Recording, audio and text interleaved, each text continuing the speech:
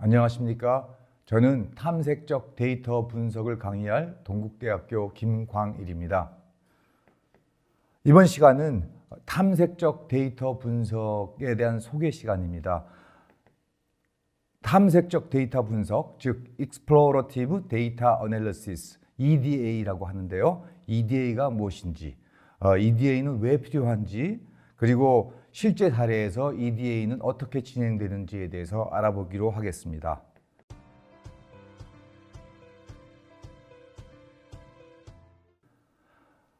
우선 탐색적 데이터 분석이란 그 말에 대해서 어떻게 정의를 내렸는지 세상에서 가장 유명한 분이 하신 말씀을 가지고 한번 살펴보기로 하죠.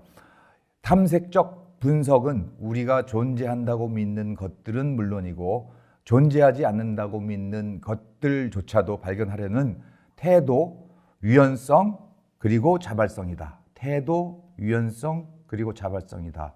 전체적으로 마음가짐이에요. 여기 EDA라고 한 것이 분명히 어떤 분석적이고 기법적인 것 같은데 이 정의에서는 태도, 유연성, 자발성 같은 마음가짐에 대한 얘기를 하고 있습니다.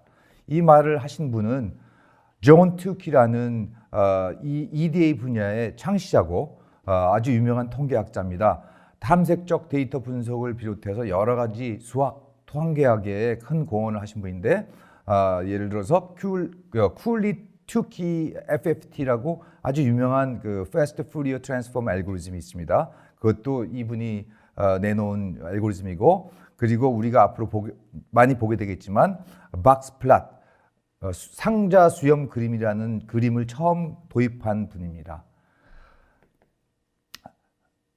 그리고 소프트웨어라는 말도 처음 쓰기 시작했어요. 놀랍죠? 여러분 소프트웨어라는 말이 어떻게 생겼는지 궁금한 적이 있었을지 모르겠는데 소프트웨어라는 용어와 비트, 우리가 컴퓨터의 정보 단위를 얘기할 때 비트라는 말을 쓰죠.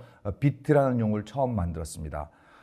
이 투키 교수가 비트라는 단어를 만들자마자 그 정보 이론으로 유명한 클러드 셰넌이 그 엔트로피를 발표한 논문에서 이 용어를 바로 가져다 썼습니다.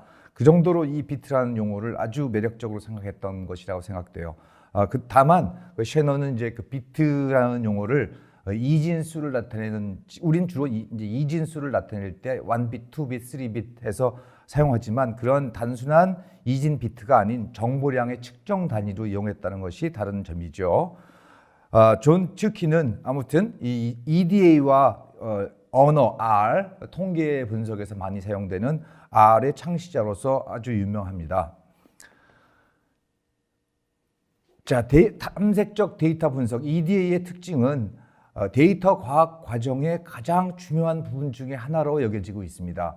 데이터 과학 과정이란 데이터 사이언스 프로세스라고 하겠죠. 우리 데이터 과학을 진행해 나가는 전 과정 중에서 가장 중요한 스텝 중에 하나로 여겨지고 있습니다. 벨 연구소 또 다른 표현을 하자면 탐색적 데이터 분석이 무엇인지 정확하게 정의를 내리기가 조금 어렵습니다. 그래서 우리는 어떤 말을 쓰냐면 벨 연구소 전통을 따르는 통계학자들이 통계 분석을 수행하는 그러한 철학이나 방법, 여기서도 마음에 대한 얘기가 나와요. 철학이나 방법을 따르는 것을 우리는 탐색적 데이터 분석이라고 합니다. 여기서 탐색적이라는 말이 갖는 의미는 그 탐색한다는 것은 무엇을 계속 알아간다는 거잖아요. 분석하고 알아가고 조사해 본다는 것인데 연구가 진행되면서 풀고자 하는 또는 풀 것 같은, 앞으로 풀게 될 것 같은 그런 문제에 대해서 이해를 계속 더해 나가면서 이해가 바뀌고 지식이 바뀌어 나가는 그러한 의미를 가지고 있습니다. 그렇다면 여러분 탐색적 데이터 분석이라는 용어가 갖는 특징이 그렇게 테크니컬하거나 이런 것이 아니라 굉장히 태도에 관련된, 마음가짐에 관련된 것이라는 것이 더 느껴지죠.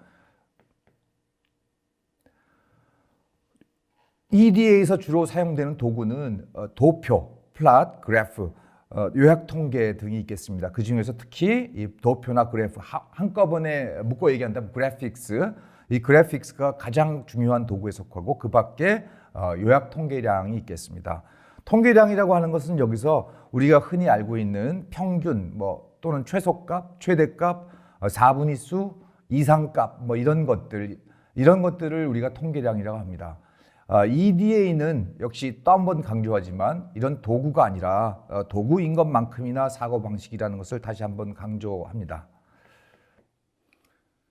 탐색적 데이터 분석과 이에 대응되는 확증적 데이터 분석이라는 것에 대해서 알아보겠습니다. 탐색적 데이터 분석, 이것은 편견이나 선험적 기대 없이 데이터가 말하는 것을 듣는 것이라고 해요. 데이터가 말하는 것이란, 데이터가 말한다 좀 그렇죠. 그 얘기는 그만큼 탐험적이라는 면을 얘기해요. 데이터를 통해서 무언가를 알아내겠다는 얘기를 하는 것이죠. 가설이나 모델 없이 시작해서 가설을 생성하고 주로 그래픽한 방법을 사용합니다. 그래서 튜키는 뭐라고 했냐면 EDA는 수사관이 하는 일을 하는 것이다.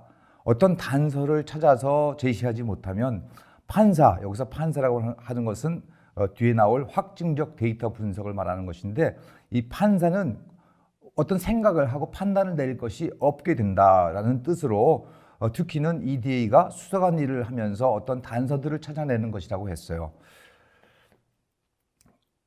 확증적 데이터 분석, Confirmative Data Analysis라고 되어 있는데, 이 확증적 데이터 분석은 탐색적이지 않아요. 반대로 주어진 추측, 가설, 모델 또는 나온 결론이 정말 타당한 것인지 주어진 데이터를 가지고 확인하는 과정을 확증적 데이터 분석이라고 합니다. 우리가 좀 더 고전적인 데이터 분석에 가깝다고 말할 수 있겠어요. 모델 적합도, 가설 검정, 신뢰 구간 같은 것들을 이용해서 확인하게 되는데 주로 통계적 모델을 사용합니다. 특히는 이 CDA 역할은 EDA가 발견한 단서들을 더 한 발 나가서 증거의 그 세기를 평가하는 것이다 라고 얘기했어요. 증거의 세기라는 말은 어떤 증거가 더 강력한 증거인가, 어떤 증거는 쓸모없는 증거인가, 어떤 증거는 좀 더 보강해야겠는가 라는 것들을 평가하는 것이 CDA라고 말할 수 있겠습니다.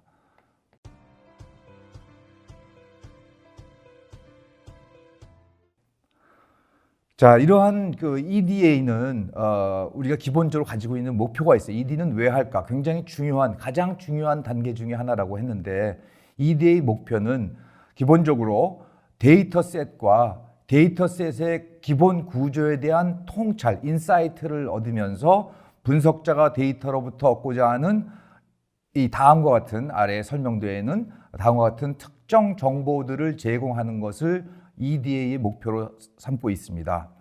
여기에 우선 그 다음과 같은 특정 정보를 얘기하기 전에 통찰이라는 말에 우리가 주의를 기울여야겠어요. 통찰, 계속 앞에서부터 나왔지만 우리의 마음가짐 얘기를 하는 것이고, 철학 얘기를 하는 것이고, 데이터로부터 듣는 것을 얘기하는 것이죠. 어떤 것들을 얻고 싶은 것이냐, 데이터에 대한 통찰이나 직관을 얻는 것, 그리고 같은 뜻이기도 하지만 드러나지 않은 구조를 발견하는 것, 그 외에 잘 적합되고 지극히 단순한 모델, 이 부분은 우리가 데이터 분석 과정에서 기계학습 알고리즘을 사용하게 됩니다. 그때 복잡하고 정교한 알고리즘을 사용한다기보다는 단순하고 쉽게 적용할 수 있는 모델들을 이용해서 데이터에 대한 통찰을 얻게 하고자 하는 것이고, 향후에 적용할 기계학습 알고리즘을 선정하는 지표가 되게 하는 것입니다. 그리고 이상치 및 결측치를 탐지하고 처리하는 것. 이상치 및 결측치라는 것은, 이상치는 평소와 다른 아주 이상한 모습을 보이는 예외적인 데이터를 얘기하는 것이고, 결측치라는 것은 누락된 데이터를 얘기합니다. 그러한 이상치와 결측치를 찾아내고 그것을 어떻게 처리할 것인지를 결정하고 처리하는 것이 이것입니다. 그리고 결론의 견고함에 대한 감이라고 했는데, 이 말 역시 참 의미가 깊은 말이에요. 결론의 견고함에 대한 감이라고 하는 것은, 자, 내가 이 데이터를 가지고 이 작업을 하고 있는데 데이터 분석과 모든 기계학습 알고리즘 이런 것들을 다 넣어서 돌렸을 때 최종 결론이 정말 믿을 만한 결론이 나올까? 정말 견고한, 흔들리지 않을, 사소한 조그만 변화에 대해서 흔들리지 않을 견고한 결론이 나올 것인가, 아니면 이 데이터로 가지고는 도저히 그런 좋은 결론이 나올 수 없겠는가, 이러한 감을 갖는 것이 중요하기 때문에 이런 감을 갖는 것을 기대하는 것이고, 또 하나는 드러나지 않은 가정에 대한 테스트와 수정이라고 합니다. 드러나지 않은 가정이라는 것은 뭐냐면, 우리 통계적 분석이나 이런 것들은 반드시 어떤 가정을 하고 있습니다. 이런 우리가 관찰한 이런 데이터는 어떤 통계적 특성을 가질 것이다라는 가정들이 있는데, 그런 가정들에 대해서 테스트를 하고 그것이 잘못되었다면 수정하는 그런 것을 얘기합니다. 그리고 추측과 가설의 생성, 우리가 데이터를 보고 이것은 이렇게 될 것이다라는 추측을 할 수 있겠죠. 그리고 이것은 어떤 예를 들어서 뭐 선형 모델을 가지고 직선 모델을 가지고 어떤 회귀를 할 수 있겠다, 또 어떤 분류를 할 수 있겠다, 뭐 이런 등등 시작해서 이런 가설들을 생성해내는 것들입니다. 그리고 그 가설과 관련된 파라미터들을 모수라고도 하죠. 파라미터들에 대한 추정치를 계산해내고, 그 추정치들에 대한 불확실성에 대해서 우리 알아보고, 중요 인자들, 변수들을 얘기하는데 중요 인자들에 대한 중요도 순위를 우리가 찾아내고자 합니다. 그리고 개별 인자들이 통계적으로 유의한지, 여기 통계적으로 유의한지에 대한 얘기는 각 변수들이 정말 내 분석에서 중요한 역할을 하고 있는지, 아니면 어떤 변수는 전혀 쓸모가 없는지, 또 내가 중요하다고 했지만 그것이 얼마나 믿을만한지라는 것을 대한 판단을 내리는 것을 얘기합니다. 인자에 대한 최적 설정도 역시 중요합니다. EDA의 단계는 여러 단계가 있는데, 그 중에서 첫 번째 단계를 생각해 보면 우선 연구를 위한 좋은 질문, 리서치 퀘스천이라고 하는데, 이것을 연구 질문 또는 연구 문제라고 우리는 얘기를 해요. 이런 연구 질문, 연구 문제를 생각해내는 것이 우선 첫 단계이고 가장 어려운 것 중에 하나입니다.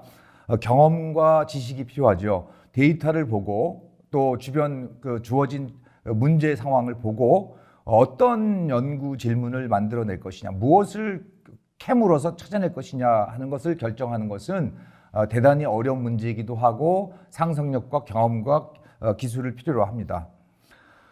데이터의 재구조화, 이것은 새로운 변수를 생성하는 것을 말합니다. 두 개의 변수를 가지고 비율을 만들어서 사용한다든가, 어떤 범주형 변수를 가지고 그냥 쓸 수 없기 때문에 임시 변수나 가변수로 생성하는 것을 얘기합니다. 여기 여러분들이 지금 첫 시간에 내 설명을 듣다가 용어적으로 잘 이해가 안 가는 것들이 많이 나올 수 있습니다.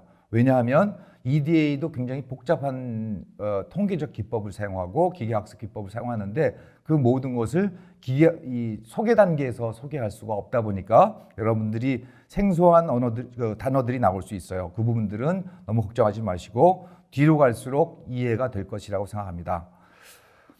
연구 질문을 기반으로 적절한 그래픽 도구를 사용하고 기술 통계량을 계산하는 것, 이것은 연구 질문을 기반으로 해서 우리가 EDA를 진행해 나가는 것을 얘기합니다.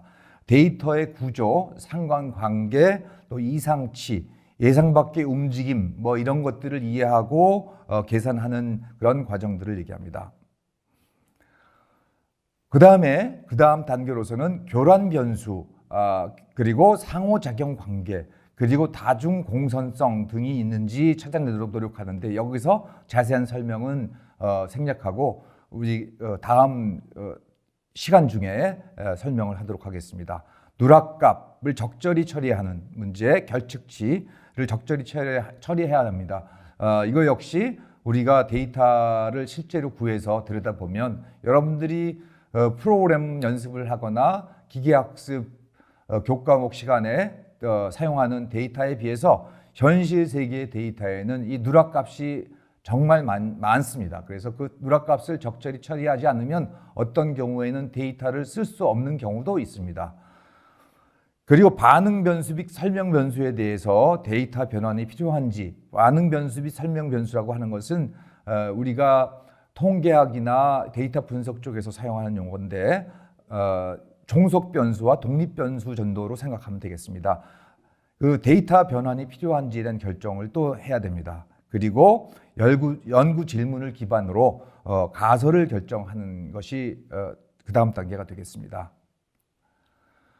자, 그러면 이렇게 EDA를 거치고 나서 거의 끝났다고 생각이 되면 EDA 이후에는 무엇이 있겠는가 살펴보면 앞에서 우리가 살펴본 확증적 데이터 분석을 통해서 가설을 검증하는 단계가 필요하겠고요. 그리고 그를 통해서 최종적 결론이 내려지겠죠. 내린 결론을 그 다음에는 훌륭하게 잘 알아듣기 좋게 그리고 여러분들이 연구한 내용을 충분히 평가할 수 있도록 결과를 발표하는 것이 되겠습니다. 자, 그러면 우리가 첫 단계에서 중요하다고 했던 연구 질문의 예를 한번 들어볼게요. 이 부분이 상당히 중요하고 어렵다고 했는데 실제로 닥쳐보면 정말 어려움을 느낍니다. 수백 개의 도시들에 대한 지역 평가 연감이 있다고 하자. 당장 데이터가 주어졌어요. 거기서 그러면 이 데이터를 보고 당신은 무슨 질문을 하고 무엇을 생각해 볼래? 라고 얘기하면 좀 막막할 수가 있어요. 하지만 우리가 이제 예를 들어보자면 지역과 기후는 어떻게 연관되어 있는가? 또 위치를 제외하고 어떤 군집이 존재하는가? 또 인접 도시들 간에 어떤 유사성은 없을까? 어떤 도시들별로 경제적 상황과 범죄율 간의 관계는 뭐 어떤 특성을 보일까? 이런 것들을 생각해 볼 수 있을 거예요. 이 외에도 수많은 질문을 할 수 있을 것이고 그리고 주어진 문제, 주어진 환경에 따라서 어떤 직장에 있다, 어떤 직무에 있다, 어떤 연구를 하려고 하느냐는 큰 테두리 면에서 들어가 보면 다시 질문이 달라지겠죠. 또 예를 한번 들어보죠. 이번에는 의학적으로 간다면 유방암 연구를 하려고 데이터를 모았어요. 유방암 연구에서 우리 관심이 높을 수 있는 주요 질문들을 보면 높은 생존율을 나타내는 특정 치료법이 존재하는지 궁금할 수 있겠죠, 그죠? 특정 특성을 갖는 어떤 특성을 갖는 환자에게 특정 치료법을 권유할 수 있는가? 이런 특성을 가진 환자한테는 이런 치료법을 쓰니까 잘 들었다. 그것들이 과연 그렇게 할 수 있는가? 그리고 그것은 통계적으로 의미가 있는가라는 거. 생존율 측면에서 환자들 간의 차이점이 존재하는지, 예를 들어서 어떤 인종적 차이점이나 어떤 뭐 나이, 성별 등등 이런 차이가 있는지를 알아보는 것, 이것도 좋은 질문이 되겠죠. 또 그 다음번에 질문 예를 본다면 경제적 곤란을 겪은 후 청소년의 복지 상태를 조사하는 연구가 있다. 우리가 이제 어떤 뭐 예전에 있었던 IMF라든가 또는 어떤 경제적 불황기를 대단히 겪었다라든가 또는 아주 지역적으로 집이 망해서 소위 뭐 집이 파산이 돼서 굉장히 곤란을 겪었던 청소년들에 대해서 경제적 곤란을 겪은 청소년의 복지 상태를 조사하는 연구라고 한다면 경제적 문제가 청소년들의 정신적 고통에 중대한 영향을 미치는지 안 미치는지 알고 싶은 건 당연한 부분일 거예요. 그런 질문이 있겠고 청소년의 정신적 고통에 가장 크게 관계되는 인자가 무엇일까? 나이인지 성별인지 뭐 등등이 있을 수 있을 거예요. 이것은 우리 흔히 생각할 수 있는 그런 질문들이 속하겠네요. 그러한 이제 EDA를 이제 살펴보았고 EDA의 주요 질문과 이제 단계들 중에 첫 번째 질문에 대해서 봤는데 우리는 이제 가장 관심 있는 것은 사실상 EDA의 기법들이에요. 우리가 이 시간을 갖는 이유는 EDA 기법들을 배우는 데 더 주 목적이 있겠죠. 그럼 EDA 기법은 주로 근본적으로 그래픽하다는 것이 그 특징이에요. 그래픽하다는 것은 뭐 말 그대로 도표 뭐 이런 것들을 많이 그리는 거죠. 도형, 도표 이런 것들을 그리는 건데 여기에 약간의 계량적 기법, 우리가 아까 봤던 요약 통계량 같은 평균, 뭐 중앙값, 뭐 이런 분산, 뭐 여러 가지 이런 값들을 수치 값들을 추가하는 정도다. 근본적으로는 그래픽하다고 그래픽합니다. EDA의 주요 역할은 정의에서 계속 정의부터 시작해서 계속 강조되어 왔지만 열린 마음으로 탐색하는 것입니다. 그래서 그래픽은 분석자가 데이터가 스스로 구조적 비밀을 드러내도록, 말이 재밌죠, 그죠? 데이터가 스스로 구조적 비밀을 드러내도록 현혹한다고 그랬어요. 마치 생물체처럼 데이터가 구조적 비밀을 스스로 드러내도록 현혹해서 새롭거나 또는 전혀 기대치 않았던 그런 어떤 통찰을 얻을 준비가 돼 있게 해준다라고 했어요. 또 얻는 게 아니라 또 되어 있게 해준다고 그랬어요. 굉장히 말이 복잡하네요. 하지만 결국 뭐냐면 우리는 그래피컬한 툴을 씀으로 해서 우리가 숫자만 가지고 조작을 할 때, 숫자를 쳐다볼 때, 통계량을 구해서 볼 때에선 전혀 생각하지 않았던 것들을 이 그래픽 툴을 통해서 그 통찰을 얻어낼 수 있다는 얘기입니다. 사람은 모두나 공통적으로 가지고 있는 이 패턴 인식 능력이 있습니다. 사람들은 어떠한 사물을 보게 되면 누가 가르쳐 주지 않아도 거기서 일정한 패턴을 기가 막히게 잘 찾아냅니다. 그러한 강력한 힘을 이용해서 어떤 통찰을 얻겠다는 것을 얘기합니다. EDA의 그래픽 기법을 보면 뭐 여러 가지 그래프가 있겠지만 원시 데이터에 대한 그래프, 원시 데이터에 대한 그래프로는 뭐 데이터 트레이스, 히스토그램, 바이 히스토그램, 뭐 그밖에 여러 가지가 있겠고, 통계량들에 대한 그래프, 민 플랫, 스탠다드 디비전 플랫, 박스 플랫, 아까 앞에서 존 투키가 발명했던 박스 플랫, 뭐 이런 것들이 있고, 또 뭐 이런 그래프들을 이제 여러 가지를 배치해서 한꺼번에, 아마 여러분들도 그런 것 본 적 있을 거예요. 한 화면, 한 페이지 내에 여러 모양의 그래프들이 한꺼번에 들어가 있고 그 밑에 설명을 달아 놓은 그런 자료들을 본 적이 있을 거예요. 그런 그래프의 재배치 같은 것들이 있을 수 있겠습니다. 그 EDA와 통계적 그래픽스는 차이가 있을까? 우리가 통계학을 하고 통계적인 실무를 하게 되면 많은 그래프를 사용하게 되는데 EDA 그래프와 통계적 그래픽스는 엄격히는 다르다. 우리 글 쓴 거와는 조금 다른 표현이지만 혼용되기도 하지만 동일하지 않다라는 얘기는 거의 비슷하지만 엄격히는 다르다. 뭐 이렇게 얘기할 수도 있겠죠, 그죠? 그래서 혼용해도 써도 큰 문제는 없어요. 하지만 EDA가 가지고 있는 독특한 특징이 있다는 것을 강조하는 것이죠. 통계적 그래픽스는 데이터의 특징을 묘사하는 데 관심을 가지고 있어요. 이러한 기법들을 모아놓은 것이 통계적 그래픽스인데, 데이터의 특징, 예를 들어서 평균, 모드, 뭐 어디가 뾰족하다, 어떻다, 굉장히 분산, 널리 퍼져 있다, 뭐 이런 등등을 하겠지만 EDA는 좀 더 포괄적이에요. 좀 더 포괄적인 어떤 관점, 태도이기 때문에 EDA의 데이터 그래픽스는 조금 더 그 데이터가 가지고 있는 드러나지 않은 부분을 드러날 수 있도록 해주는 형태의 그래픽스들을 많이 사용합니다. 그래서 그 데이터셋을 해부하고 무엇을 찾을 것인지, 어떻게 찾을 것인지, 어떻게 해석할 것인지라는 이런 철학적 관점을 가지고 있는 그래픽스다라고 저희는 얘기를 해요. 그래서 실제로 사용해 보면 굉장히 다른 느낌을 받습니다. 소위 통계적 그래프라고 하는 많은 기법들을 사용하지만 그 자체가 EDA가 아닌 것 같은 것은 아니다 이거죠. EDA와 같은 것은 아니라는 것이죠. 우리가 통계적 그래프라고 하는 것은 우리는 EDA에서는 다른 관점에서 봐요. 그래서 EDA는 여기 지금 중요한 이 세 가지 관점, 무엇을 어떻게 해석할 것인지에 대한 철학을 가지고 그 태도를 유지하는 측면에서의 그래픽 툴들을 쓴다는 것이 차이점이라고 할 수 있겠습니다. 자, 이 EDA와 통계적 그래픽스, 특히 EDA의 그래픽스에 관련돼서는 아주 역사적인 참고 문헌들이 있어요. 이 역사적인 참고 문헌들을 구태여 이 오래된 책들을 여러분들한테 참고 문헌으로 제시하는 이유는 사실상 이런 오래된 책에서부터 시작해서 지금까지 이렇게 많이 바뀐 것이 없습니다. 왜냐하면 EDA는 기본적으로 철학이고 태도라고 했죠. 그렇기 때문에 이 통계적 기법이라는 것은 그닥 1970년대 이후로 특별히 많이 발달된 것이 없습니다. 따라서 이 역사적인 문헌들, 임원들을 여러분들이 참고를 하게 되면 많은 것을 얻을 수 있을 것입니다.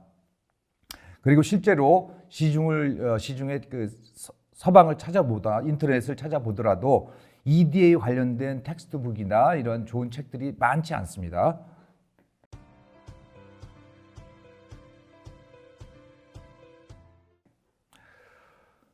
탐색적 데이터 분석과 고전적 데이터 분석의 차이점을 좀 알아보죠. 데이터 분석의 접근 방법을 보는데 고전적인 접근 방법으로 보면 절차가 보통 어떤 순서를 거치냐면 문제에서 출발해서 데이터를 수집하고 모델에 대해서 모델을 만들고 분석하고 결론을 내리는 과정을 거칩니다. 데이터에 모델을 바로 적용하죠. 데이터에 어떤 이 데이터가 정규 분포를 갖는다. 그리고 이 모델의 추세는 선형성을 갖는다. 이런 것들을 바로 적용하게 되고 모델의 파라미터에 대한 분석, 추정, 검정 등을 하게 됩니다. 모델 파라미터를 분석, 추정한다는 것은 예를 들어 정규 분포를 갖는다고 만약에 통계적 모델을 세우면 그 평균은 어떻게 되고 분산은 어떻게 되고 그리고 선형성 모델을 얘기한다면 기울기는 어떻게 되고 모델이 변수는 몇 개가 되고 하는 것들을 말하는 것입니다. 탐색적 데이터 분석에서는 절차가 문제 출발해서 데이터 여기까지는 비슷하지요. 그런데 분석 다음에 모델 다음에 결론이 가요. 그러니까 분석과 모델이 순서가 바뀌었죠. 그러면 이 차이점은 뭐냐면 고전적 데이터 분석에서는 미리 분석자가 가정한 모델을 바로 적용하는 것이 특징입니다. 그럼 분석자가 어떻게 모델을 바로 적용하느냐? 그것은 과거의 경험을 통해서, 지식과 경험을 통해서 바로 어떤 모델을 적용하는 것이고 그 모델이 잘 맞는지를 나중에 분석을 통해서 알게 되는 거죠. 탐색적 데이터 분석에서는 분석을 먼저 합니다. 데이터를 직접 분석해서 적절한 모델을 추론하기 위한 탐색을 수행하는 것이 큰 차이점이라고 볼 수 있겠습니다. 네, 앞에서 본 고전적 데이터 분석 방법과 탐색적 데이터 분석과는 별도로 베이스적 데이터 분석 방법이라는 것이 있습니다. 우리도 뒤에서 공부하게 될 텐데 베이스적 데이터 분석 방법의 절차에는 조금 차이가 있습니다. 고전적 데이터 분석 방법에 비해서 모델과 분석 사이에 사전 확률 분포라는 말이 들어와 있어요.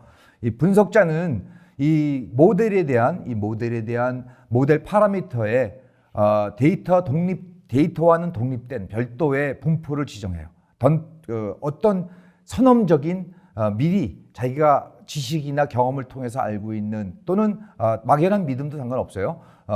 그런 과학적, 공학적 지식 또는 경험을 분석에 통합시켜서 결국 어떤 분포를 사전에 정해놓고 그것이 어떤 데이터를 통해서 분석을 통해서 자기 분석을 다시 갱신해 나가요. 무슨 얘기냐 하면 우리가 어떤 파라미터 값이 예를 들어서 0.5였다. 그런데 데이터를 수집해서 돌려봐서 분석을 해보니까 0.5가 아닌 것 같고 훨씬 큰 것 같아. 그럼 0.6으로 수정해봤어요. 수정해보고 다시 또 데이터를 가지고 또 분석을 해보니까 0.6보다 더 높은 것 같아. 그럼 또 수정을 하는 이런 방식으로 접근하는 것이 베이스적 접근 방법입니다. 이번에는 탐색적 데이터 분석과 고전적 데이터 분석을 표로 놓고 한번 대비해 보기로 하죠. 고전적 데이터 분석과 탐색적 데이터 분석의 모델에서의 차이를 본다면 모델은 데이터의 결정론적 및 확률적 모델을 지정한다는 것이고 탐색적 데이터 분석은 데이터의 결정론적이거나 확률적 모델을 지정하지 않는다. 우리 데이터의 모델을 지정하지 않는다고 그랬어요. 그죠? 데이터 분석을 통해서 모델을 찾는다고 그랬어요. 초점을 어디다 두느냐? 고전적 데이터 분석은 모델에 두는 거예요. 모델. 파라미터를 추정해서 모델로부터 예측값을 만드는 것이 고전적 데이터 분석의 초점이에요. 모델을 만드는 거죠. 결국은 모델을 만드는 것이 최종적인 초점이 되겠고 탐색적 데이터 분석은 데이터에 초점을 두는 겁니다. 그래서 말도 탐색적 데이터 분석으로 돼 있죠. 데이터의 구조나 이상치, 데이터가 제시하는 모델 이런 것들에 초점이 있다. 그리고 고전적 데이터 분석에서 사용하는 기법들은 계량적 기법이 주가 됩니다. 그래서 아노바, T-테스트, 카이스케드 테스트, F-테스트 이런 용어들에 익숙치 않아도 걱정하지 마세요. 그래픽 기법, 탐색적 데이터 분석은 주로 그래픽 기법이 주가 이릅니다. 그래서 스캐터 플롯, 캐릭터 플롯, 박스 플롯 등등 여러 가지 우리 히스토그램 등등 많은 그래픽 기법을 사용해서 분석을 하게 됩니다. 고전적 분석의 이 엄밀성에 관한 입장은 우리는 엄밀성에 대해서 보면 과학공학의 확률론적 기초 역할을 하죠. 고전적 데이터 분석은 굉장히 엄격합니다. 우리가 학문적으로 확립되어 있는 모든 룰에 따라서 엄밀성, 형식성, 객관성을 유지하려고 노력합니다. 그에 반해서 탐색적 데이터 분석은 암시, 지시, 통찰로 엄밀함의 부족을 보완한다고 그랬어요. 이 얘기는 뭐냐면 우리가 엄밀함만을 유지하려고 하는 것이 아니라 탐색적 데이터 분석의 목적은 통찰을 얻는 것이라고 그랬잖아요. 이 통찰이라는 자체가 주관적이죠. 그죠? 주관적이기 때문에 어떤 방향을 제시하는 것으로 인해서 우리가 그 엄밀성이 모자라지만 고전적 데이터 분석이 갖지 않는 새로운 부분을 정보를 제공하고 정보를 얻는 것이죠. 그렇지만 이렇게 두 입장이 다르지만 하나는 엄격하고 수학적이고 하지만 탐색적 데이터 분석은 굉장히 직관적이고 감 또 통찰 이런 것들을 더 중요시하지만 결과적으로는 숙련된 분석가들은 동일한 결론에 도달한다는 것이 그동안의 우리 많은 연구 결과 또 실무적인 실험 결과 밝혀져 있습니다.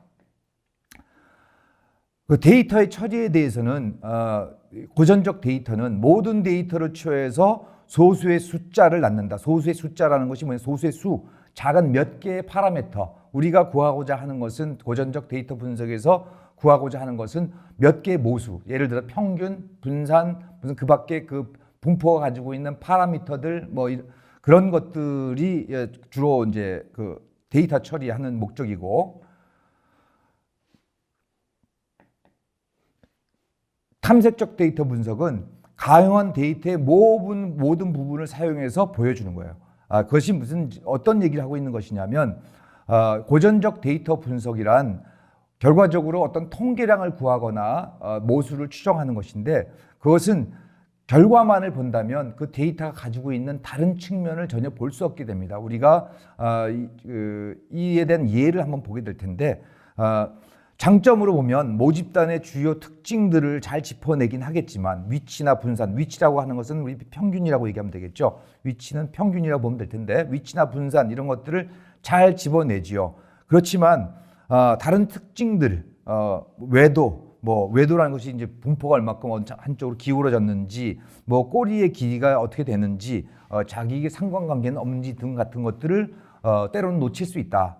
이런 것들이 단점인데 반해서 탐색적 데이터 분석은 데이터의 모든 부분을 보여주기 때문에 직관적으로 이거는 예를 들어서 여기 이 박스 친 내용에 있는 것만 가지고 본다면 위치 분산 외에도 이걸 보다가도 그림을 통해서 이 외도, 꼬리에 있는 부분, 자기 상관 등의 모양을 직접 시각적으로도 캐치할 수 있게, 포착할 수 있게 해준다는 것입니다.